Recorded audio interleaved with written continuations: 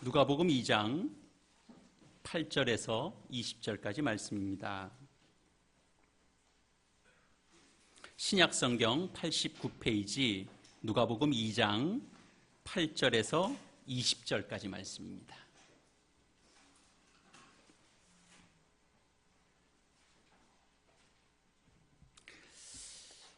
그 지역의 목자들이 밤에 밖에서 자기 양떼를 지키더니 주의 사자가 곁에 서고 주의 영광이 그들을 두루 비추매 크게 무서워하는지라. 천사가 이르되 무서워하지 말라. 보라, 내가 온 백성에게 미칠 큰 기쁨의 좋은 소식을 너희에게 전하노라. 오늘 다윗의 동네에 너희를 위하여 구주가 나셨으니 곧 그리스도 주시니라. 너희가 가서 강보에 쌓여 구유에 누워 있는 아기를 보리니 이것이 너희에게 표적이니라 하더니 호련히 수많은 천군이 그 천사와 함께 하나님을 찬송하여 이르되 지극히 높은 곳에서는 하나님께 영광이요 땅에서는 하나님이 기뻐하신 사람들 중에 평화로다 하니라.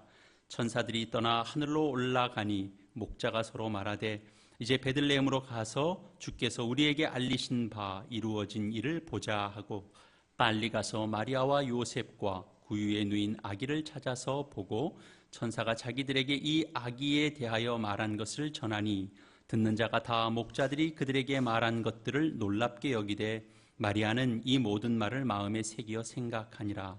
목자들은 자기들에게 이르던 바와 같이 듣고 본 그 모든 것으로 인하여 하나님께 영광을 돌리고 찬송하며 돌아가니라.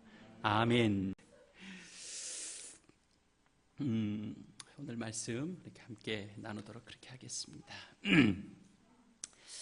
우리 아이들이 함께 같이 예배를 드리니까 우리 아이들도 한번 물어볼까요? 우리 크리스마스 그러면 제일 먼저 떠오르는 게 뭔가요? 우리 아이들은 우리 지혁이 어디 있어요? 지혁이는 나갔어요? 지혁이는 늘 이 시간이면 어디를 찾아가는 데를 향하여 변함없이 혼자 갔군요. 네.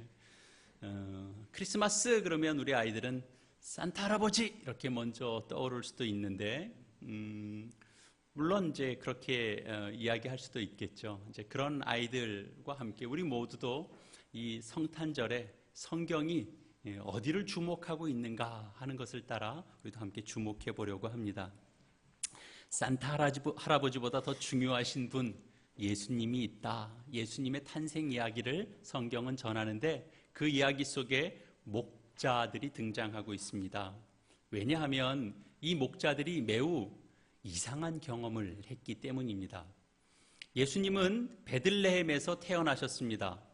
예수님의 육신의 아버지와 어머니였던 요셉과 마리아가 당시 그 로마 황제의 그 칙령 때문에 인구조사를 실시했죠. 그래서 그 인구조사로 인해서 자기 고향에 가서 필요한 조사를 받을 수밖에 없었습니다. 그래서 자기 고향인 이제 베들레헴으로 갔죠. 그때 마리아는 임신 중에 있었습니다.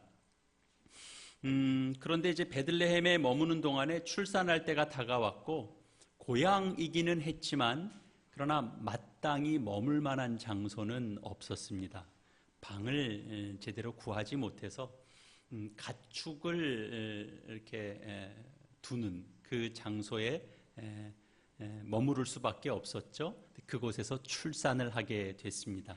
예수님은 탄생하셨고 그리고 구유에 뉘어져 있었습니다. 바로 그 무렵 그 지역의 목자들에게 밤에 그 목자들이 자기 양떼를 지키고 있는 그때에 그 목자들의 삶은 사실은 고단한 삶이죠. 성경이 말하고 있는 것처럼 밤에 밖에서 양떼를 지키는 자들 아니겠습니까?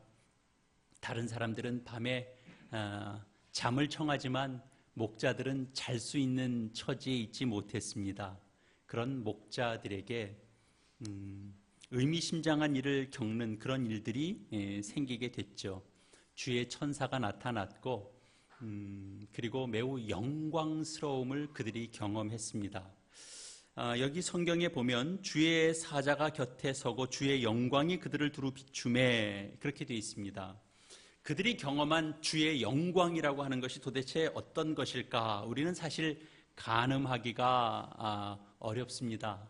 이런 장면에서 아마 영화를 만드는 제작자라면, 감독이라면 다양한 방식으로 주의 영광을 이렇게 화면에 담아내려고 했을 겁니다.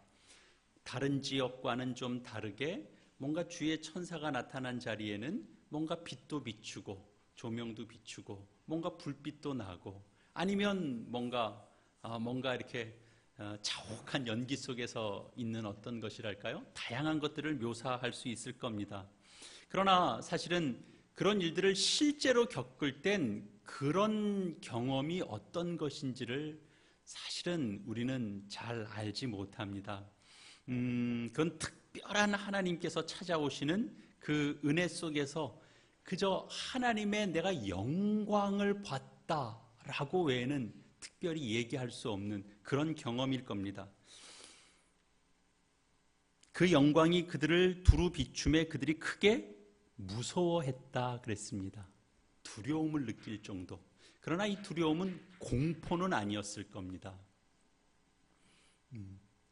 지역이가 거기 있다는 사인을 그렇게 그렇습니다. 그런데 이제 때마침 그때 두려움을 느끼고 있을 그때에 소리가 들립니다. 주의 천사의 소리죠. 무서워하지 말아라 그럽니다. 두려워할 그쯤에 두려워하지 말아라. 내가 나타난 이유가 있다. 모든 사람을 위한 매우 놀랍고도 기쁜 소식을 내가 알려주기 위하여 내가 찾아왔다. 방금 다윗의 동네에 구주가 나셨다. 그는 그리스도시다.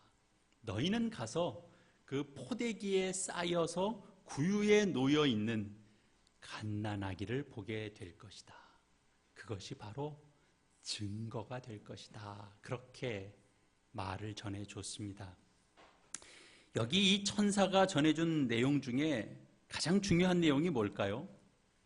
그냥 천사 자체가 너무 특별한 경험일 수도 있어요. 천사가 이야기한 내용 속에는 구유에 누워 있는 아기가 있다라는 것인데, 그 아기에 대하여 뭐라고 그러냐 하면 구주가 나신 것이라고 그렇게 이야기합니다. 구세주가 나셨다라는 것이죠. 그리스도가 나셨다, 그렇게 알려주고 있습니다. 이 말이 가장 중요한 내용이 되죠. 구세주가 나셨다. 구세주가 나셨다. 근데 하나도 안 이상해요.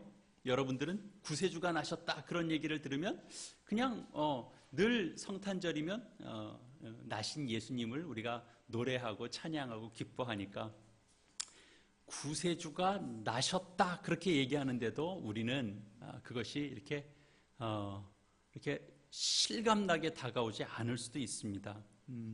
너무 익숙해서 그럴 수도 있습니다. 어떻게 구주가 나실 수 있지라고 한 번쯤 궁금증을 가져본다면 그건 참으로 신비로운 일이 아닐 수 없습니다. 생각해 보십시오. 구세주, 구원자, 그러니까 하나님만이 하실 수 있는 그 일을 위하여 오시는 분이라면 구세주는 구세주의 모습으로 와야 됩니다.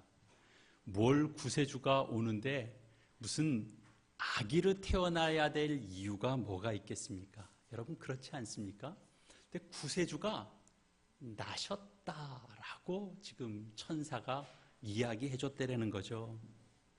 여러분 사람은 스스로 구원할 수 없습니다. 그래서 이때 사람들은 다 이미 구원자 되실 메시아 그리스도가 이 땅에 오셔야 된다라고 하는 것을 기대하고 소망하고 대망하고 있었습니다. 그런데 오셨습니다. 오신 건 기적입니다. 그런데 기적이 어떤 식으로 임했는가 보니까 아기의 모습으로 오셨다라는 거죠. 여러분 아기의 모습으로 오셨다 그러면 뭘 떠올리게 됩니까? 아기는 있는 그대로 보고 있으면 너무 좋습니다. 너무 마음이 따뜻해지고 평온해집니다. 물론 키우는 건 힘들죠. 보고 있다라고 생각해 보십시오. 마음이 평온해지는 걸 누구나 느낄 겁니다. 그러면서 한편으로 아기를 보면서 우리가 갖게 되는 생각은 뭐냐 하면 이 아기가 자라면 또 어떤 모습이 될까? 자라나는 것을 우리는 생각하게 됩니다. 그게 다 뭐죠? 하나의 과정을 겪어야 된다라는 것이죠. 여러분, 기적이 일어났는데 그 기적은 아기의 모습으로 왔습니다. 구원자의 모습이 나는데 아기입니다. 시간이 필요하고 과정이 필요한 것이죠. 여러분, 그걸 우리는 이해할 수 있어야 됩니다. 기적은 뭐만 우리는 기적이라고 생각하죠? 즉각적인 변화가 일어나야 우리는 기적이라고 생각합니다. 죽었던 자가 다시 살아나는 것, 가뭄에 찌들려서 아무리 하늘을 쳐다봐도 구름 한 점 보이지 않는데 어느 때 갑자기 먹구름이 몰려오면서 비가 쏟아지는 겁니다. 그러면 기적이라 그럴 겁니다. 그리고 무슨 터졌던 댐이 어느새 다시 막히는 겁니다. 무너졌던 뚝이 더 이상 무너지지 않고 물을 담고 있는 겁니다. 그러면 우리는 기적이라 그럴 겁니다. 그래야 기적이죠. 여러분, 구세주가 나셨다. 그리스도가 이 땅에 오셨다. 가서 봐라. 구세주가 나셨다.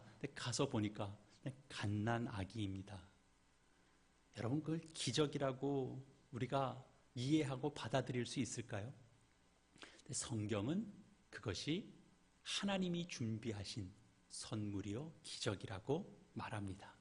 하나님의 영광이라고 이야기합니다. 게다가 아기가 구유에 뉘어 있습니다. 가장 보잘것없고 가장 누추한 모습의 아기의 모습입니다. 그런데 그것을 기적이라고 부르고 그걸 영광이라고 그러는 겁니다. 생각해보면 말이 안 됩니다. 여러분, 영광이라는 말을 담을 땐 어떤 때의 모습쯤 돼야 하나님의 영광이라고 우리가 얘기할 수 있을지 여러분 생각이 되시죠? 근데 거기엔 사실은 영광스러운 면은 전혀 찾아보기 어려운 모습입니다. 그러나 생각해보면, 우리가 신앙의 눈으로 다시 들여다보면 성경이 말한 주의 영광이다라는 말이 맞습니다. 다른 사람들이 아니라 목자들에게 보이신 하나님의 영광이죠. 우선 하나씩 생각해 봅시다.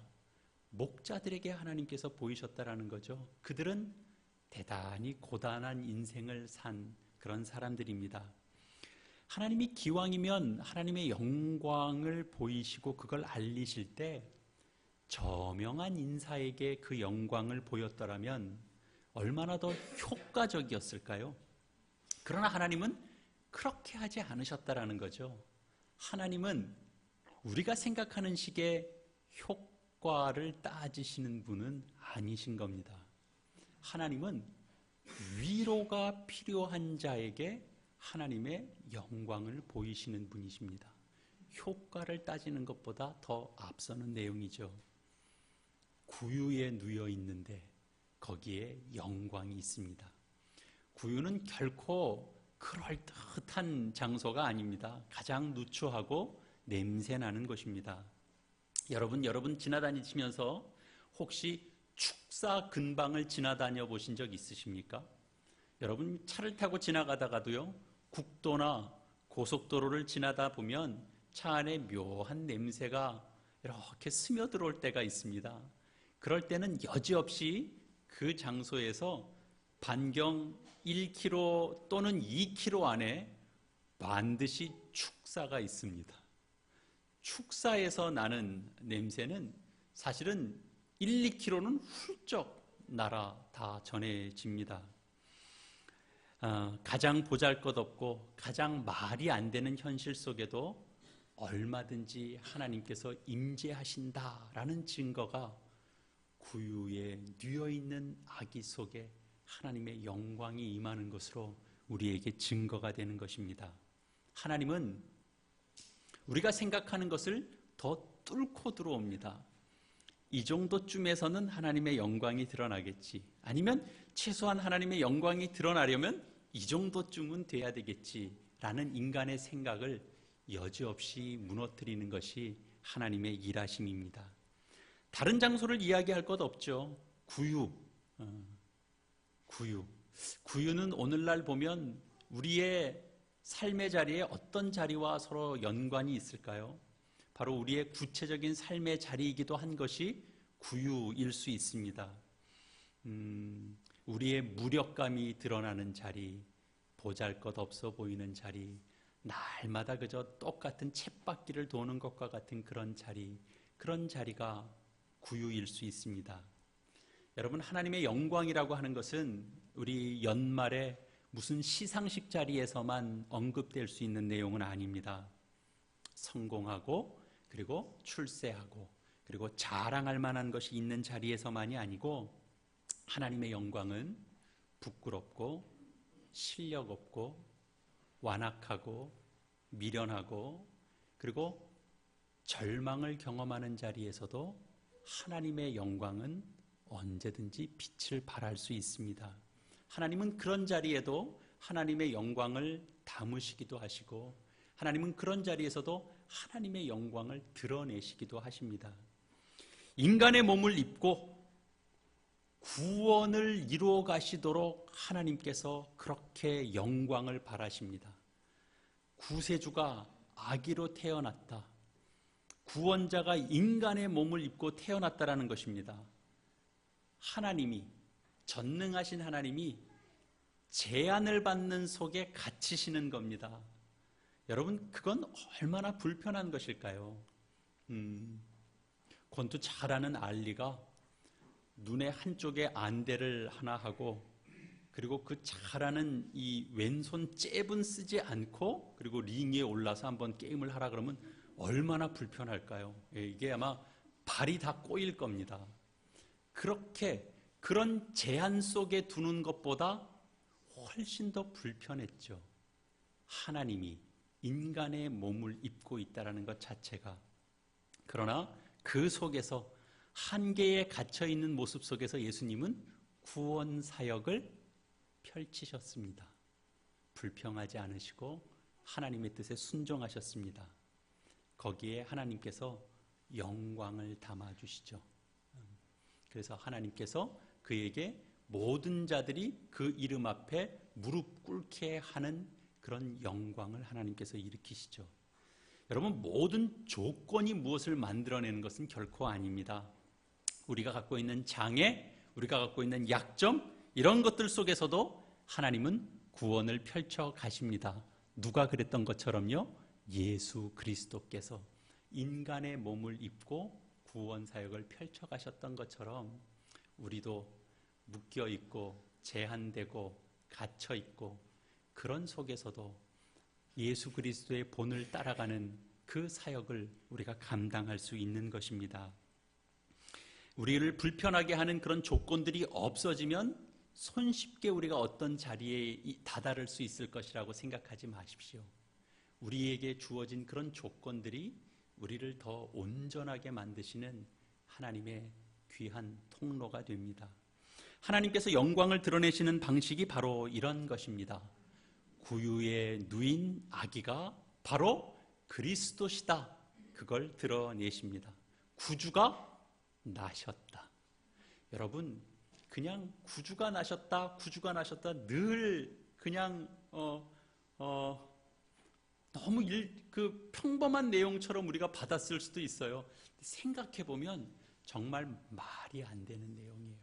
구주가 어떻게 인간으로 나실 수 있겠습니까? 근데 그게 증거라는 겁니다. 거기에 하나님께서 영광을 담으시겠다 그래요. 그러니 여러분, 무슨 자리인들 영광을 담아내지 못할 자리가 어디 있겠습니까? 하나님은 그걸 보이시는 겁니다. 하나님은 그렇게 해서도 하나님은 일하신다. 하나님의 뜻을 펼치신다. 하나님께서 목적하신 내용들을 그렇게 이끌어 가신다. 하나님께서 보이시는 거죠.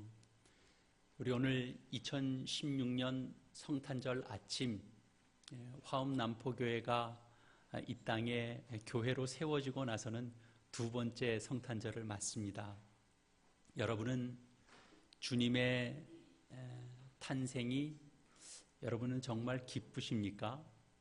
구원자가 나셨다, 구원자가 탄생하셨다라는 소식이 여러분에게 정말 기쁨이 되십니까? 그렇다면 그렇게 일하시는 그 하나님이 여러분 마음에 드셔야 됩니다. 그렇게 일하시는 하나님이 여러분 마음에 드십니까?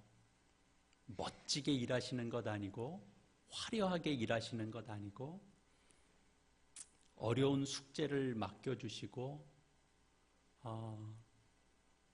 짐을 다 내려놓으라 그래서 그게 너무 좋아서 주님을 만났는데, 주님을 믿고 따라가다 보니까 생각보다 져야 될 짐이 많은 거예요.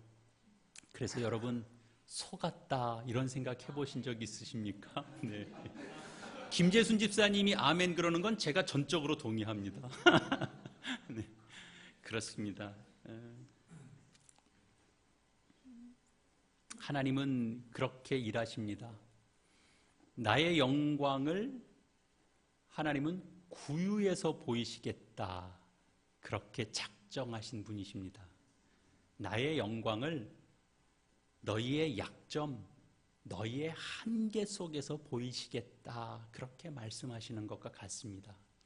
나의 영광을 내가 지금 당장 세상이 뒤바뀌어져 버리는 그런 변화로 일으키시는 게 아니라 나의 영광을 시간과 과정 속에 내가 담겠다, 그렇게 하나님이 일하시는 것입니다. 하나님이 그렇게 이야기하시면 그래도 여러분 하나님 마음에 드십니까? 그 하나님 만족하십니까? 우리는 오늘도 경쟁하는 사회 속에 우리가 살고 있습니다. 오늘도 떠밀려져야 됩니다. 그냥 가만히 있으면 도태되고 부지런히 움직여야 되는데, 부지런히 움직여도 뭐 나아지는 것이 별로 없는 것 같기도 하고, 어쩔 땐 쳇바퀴 도는 것 같기도 하고, 게다가 더 퇴보하는 것 같은 느낌이 드는 때, 그런 때들을 우리가 겪습니다. 오늘도 맡은 짐 때문에 내가 좀 쉬고 싶은데 쉴 수가 없습니다. 그런데 거기에 하나님께서 자신의 영광을 담으신다라고 말씀하신다면 우리가 그걸 만족할 수 있겠는가 하는 것입니다. 그런데 하나님이 예수 그리스도 그 구원자를 아기로, 육신의 몸을 입은 자로 이 땅에 보내셔서 하나님께서 그토록 원하셨던 하나님 자기 백성들을 만들어내시는 그 구속사역을 펼치시는 일을 그 과정을 통해서 하시겠다라고 하셨다면, 하나님이 우리의 정황 속에서도 그 영광을 못 담아내시겠습니까? 하나님은 우리가 서 있는, 우리가 책임지고 있고 우리가 맡고 있고 우리가 힘겨워하고 우리가 어려워하고 우리가 답답해하고 그런 자리 속에서도 하나님께서 그 자리를 기쁨이 있고 감사가 있고 영광이 있고 찬송이 있는 자리로 하나님이 만들어내실 수 있다라는 걸 보이신 거죠. 그래서 그것이 예수가 아기의 모습으로 있는 그것이 바로 증거가 되는 것입니다. 여러분, 목자들의 태도를 한번 우리 기억해 봅시다. 그들은 영광과 찬송을 돌립니다. 그들의 신분이 달라져서 영광과 찬송이 아닙니다. 그들이 경험한 그 신비로움, 그 영광 때문에 드리는 감사와 찬송이었습니다. 하나님께서 이렇게 찾아오셨습니다. 우리에게도 그렇게 찾아오실 것입니다. 우리가 잘나서 우리 인생에 찾아오신 것이 아니고 우리 인생 속에, 그래서 하나님이 우리 속에 들어와 계신 게 아닙니다. 그러니까 우리 세상이 하는 말들에 우리 속지 말아야 되고, 세상이 하는 평가에 지지 말아야 되고, 세상이 하는 소리에 눈 돌리지 말아야 됩니다. 성경이 하는 얘기가 구유에 누인 아기 속에 영광이 있다라는 겁니다. 그 누추한 자리에서부터 하나님은 일을 시작하신다라는 겁니다. 여러분 어느 자리에 있습니까? 조금 나아지셨습니까? 아니면 아직 힘듭니까? 괜찮습니다. 하나님 그 속에 영광을 담아주십니다. 기쁨과 감사, 그 자리가 비록 우리를 눈물나게 하는 자리일지라도 그 속에서 우리 입술을 통하여 감사를 만들어내실 수 있는 하나님이시라면 어떤 것 속에서도 우리가 하나님의 자녀로 서지 못할 자리가 어디 있겠습니까? 바로 그렇게 하나님께서 우리 속에 하나님의 영광을 아기 예수의 모습에 담아 우리에게 증거하고 있습니다. 우리도 세상 앞에 나가 예수 탄생을 이야기할 때 구유에 누인 아기가 증거가 된다. 시간과 과정을 가지고 제한 속에 묶여있는 그 주님이 장차 하나님의 뜻을 이루실 구원 사역을 완수하셨다. 그래서 우리가 그 복을 누리고 있다. 우리도 더 나아가 우리의 한계 속에 있지만 주를 증거하고 자랑하는 그 복된 삶을 살리라 다짐하는 저와 여러분 다 되실 때 오늘 이 성탄절 이 아침에 우리가 드리는 예배 속에 하나님은 우리 마음에 부요함을 담아주실 것이요 앞으로 겪는 새해 2017년이 다가와도 그 시간들 속에서도 내가 하늘을 바라보고 하나님을 붙잡고 나가는 신앙 인생을 힘있게 내디딜 수 있을 것입니다. 그 하나님의 영광을 바라보시고 의지하시고 붙잡는 저와 여러분들 다 되시기를 이 말씀으로 축원합니다.